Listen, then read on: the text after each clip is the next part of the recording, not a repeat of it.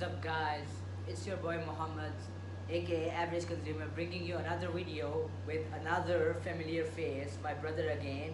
Would you like to introduce yourself? Hello guys, it's me Mesa. You guys probably have watched our last video.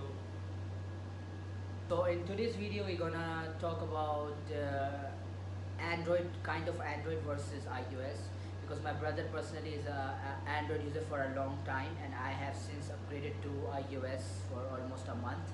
So we're gonna give our own personal perspective and point of view. It's not really iOS versus Android. It's just generally, since I have used iOS for a long time before getting into Android. I think from iPhone 5 till iPhone 5s was I think what I used in iOS, and then I shifted to Android. So the point is that we both have significantly used both the operating systems.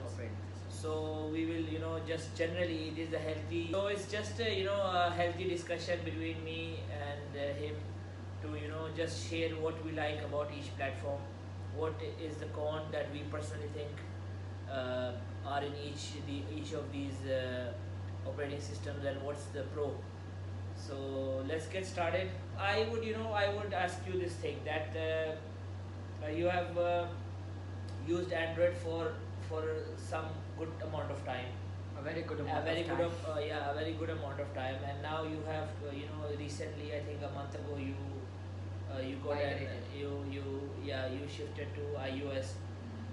You bought an iPhone 8. So my first question to you really is, you have been using Android for quite some time. What's that one thing that came to you where you said that it's time to go ahead and get an iOS? Is it just a change that you wanted, or is there something specific that Android wasn't doing and iOS was doing, so that triggered you to just get iOS? What's the answer to this? What exactly made you change your mind? And the answer to this will be definitely just I wanted to try something new. It was not because of there is something that Android devices was doing to me that that something that the iOS device could do to me that Android couldn't. So Android devices are really good. Its operating system is also good. So that was not never the reason, but I just wanted to try some new experience, try something new rather to stick on to it. I have been using Android devices for roughly 5 to 6 years. So it was my time to try some new operating system beside Android. So it was just that, nothing like if I migrate or if I shift towards iOS platform, these are going to be advantages, or this is going to be better thing in this platform. Definitely there are some better things, but I didn't shifted to iOS devices thinking that this is the thing I'm gonna get in iOS, or this is the advantages that iOS have over Android, so I should move to iOS. It was just generally a genuine genuine thing which I thought that I should just move on and try something new. So okay, so before you got an iOS, did you see some videos on how iOS operates? What are the things that you will be getting accustomed to, the kind of changes? Did you research and see that once you get into iOS, what are the things that will be different? What are the things that will be either extra or will be deducted in the experience? Or was it just just let's get an iOS and we will just go with the flow and see? So basically the question is, did you see what the iOS will be offering you, or was it just a dive into an iOS? To be honest, that question is a little bit tricky, but at the same time it is an interesting question. So to buy any kind of product, whether it's a game or a mobile phone or anything, I always do a research. I got this habit from my elder brother. So I definitely, when you ask this question, I definitely researched about Android operating system versus iOS operating system, and I knew what are the things which I'm gonna gain and what are the things which I'm gonna lose. I could give a very small example on this. Like, first of all, what I gained by using Apple devices, or if I say the iOS platform, is its fluidity. It's very fluent. It's better. It's less laggy. than compared to the Android devices.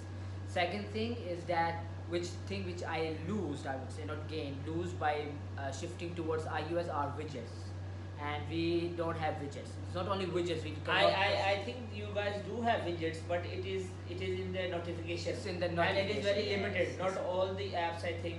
No, no, most Uh, of the app have. It's not that is not the limitation of the widget, but the problem is that it just comes in the notification center, so it doesn't come on the home On screen the like home that screen. Android one. Yes. We don't have launchers, or I mean, iOS platform doesn't allow you to allow us to install a launcher. By launcher, you mean the skin tag, Yeah, right? exactly one the we, skin. Yes, it the doesn't one. allow- So I would agree. I would agree to your point where you said, iOS is much more fluid than Android. But here is the thing. Let's not be naive, because I currently use a very low budget Android phone, which is called J6 2017 version. So what I'm trying to point out here is, we say this, we say this, that iOS is more fluid than Android, because we have used we are using iPhone 8, and we are comparing its experience not to a flagship Android. Oh yes, it is. Okay, so Good point. yeah, so we actually do not know that if the flagship Androids, for example, let's say Note 8 or Note S9, S9 Plus, we actually don't know, because we haven't really used it. So there is the element of doubt that maybe Android has reached that kind of fluidity. So we don't know. So since we are basing our opinion based on these two phones, which is iPhone 8, iOS is being experienced right now through, I think, iPhone 8. That's the device we have, and Android is being experienced through, I think, not only the phone that I use, but the other phones that's in our family, which is the LG G6, LG G5. G6 or G5. It's a G5, yeah. So anyway, but currently, for whatever the experiences that we have, yes, definitely I agree to you. iOS is more fluid, and what I would break down these two operating systems would be into, where you could get few things done, but get it done with a lot of fluidity. And then on other hand, if you're on an Android, you can get a lot of things done, but you have to give a little bit of into the Sacrifice. lag Yes, and into stuff the like that. So at the end of the day, if you really care about a selected few things, which is sending emails, making calls, reading SMS, and all that, just the basic stuff that most of the busy people, adult people would just be interested in. I think iOS does the thing well. And if you are a bit more tech savvy, and you want to hack around, get new skins, get mods and stuff like that, then I think what caters to Android you is the is better. definitely. Now I would like to ask you, what is one thing that you miss in iOS? Miss in iOS. I mean, since you're using iOS now, what is it that you miss that you had it in Android? What is it that, at least one or two things, just mention, which you think that, oh, okay, when I was using Android, I could do that, but I can't do it here, and there's no workaround, there is no. So what could that be? I think so that I only have one thing in mind, No which I problem. would what do we say? I would like to have that on Android. Is that it has its app store actually. It's not that they don't have an app store. They don't have store. They have a store which is called Google Play Store. But the Google Play Store compared to the Apple App Store is like, I cannot make a comparison, guys. Again, no harsh feelings. Apple Apple App Store is, I don't know why it feels like, since I have used both of the devices and of course both of their stores, the Android store and the Apple Store. I don't know why not the Apple Store, App Store. I love the App Store more because we have certain stories to read on certain apps. Then you have always the discovery page where you're gonna see the latest games and apps right on the top, so you could know what's new on in the store and so on.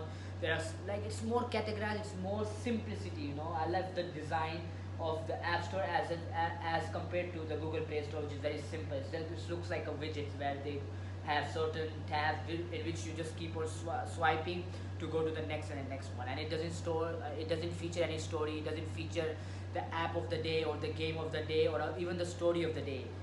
Certain topics also it have.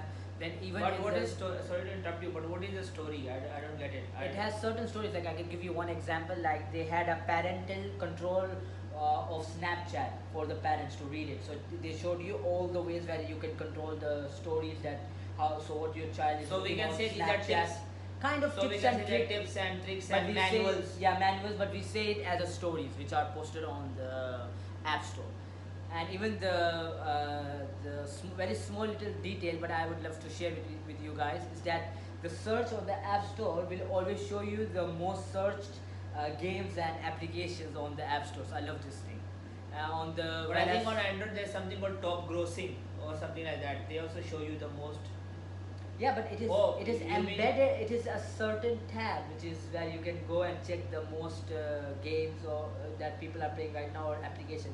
But this is embedded in the search bar, which it shows you the games, the latest Oh, okay, games I get it. So and application. when you hit the search bar, it will show you some of the suggestions. Kind of that are- suggestions, okay. exactly. But are you sure they are not your own suggestions No, that not you mine, are no, searching? not mine. They will Okay. never show you the one which you wanted for. Anyway, so one thing is that so basically what you like about iOS store, App Store. I mean App Store against the Play Store is how The things are organized. Yeah, How that- beautiful they look, to because- be very honest. It's like very beautiful is not the right Yeah. word to use. I would say it's very elegant to see at it.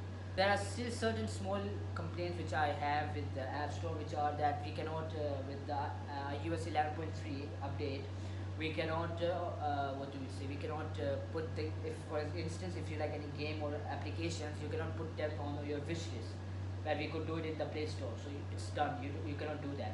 So which pretty sucks, you know, like it's pretty bad actually. Like because sometimes you feel like this game you don't want to download it, But maybe are you because sure? of some space. Yeah, I'm sure that you are not, maybe because of the space or some other reason you don't feel like downloading at that time. So you say like, okay, I'm gonna put it in your wish, and then you don't have an option to put the application or the game in the on the wish list.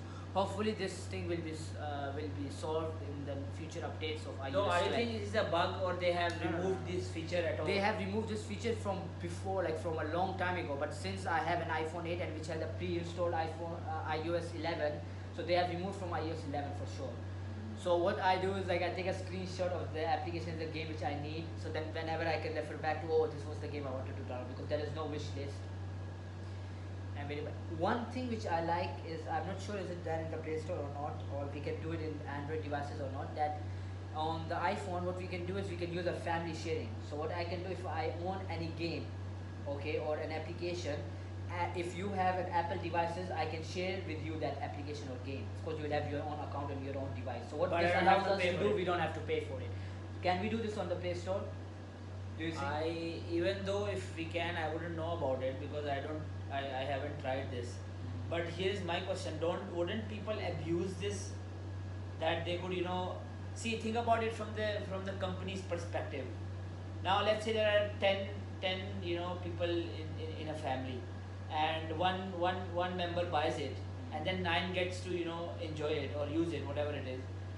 But if this feature wasn't there, all 9 had to. So what I am saying is there any kind of, I think there must be some kind of limitation that you can only share with 2 members or 3 members, or is it literally unlimited? Like any kind of n number of members can use it. I'm not sure about that. I have just I know a little about it, that we can definitely share it up to how much family members. I'm not sure about it, but I will definitely search to it. I think so. Maybe there are 6 members you can share with it. I'm not sure. I'm not fully sure, but I'm just predicting that maybe 6 or 7 with members you can share the application which you own. And how do they figure out if it's your member or not? Could it be just your friends and anybody? Yeah, you can Strangers, also share anybody. no, you can share with your friends. So anyways guys, will not make the video go for long. So thank you for being with us, for having this conversation. Thank you for my brother Mason for being in the conversation, and until that I will see you in the next video.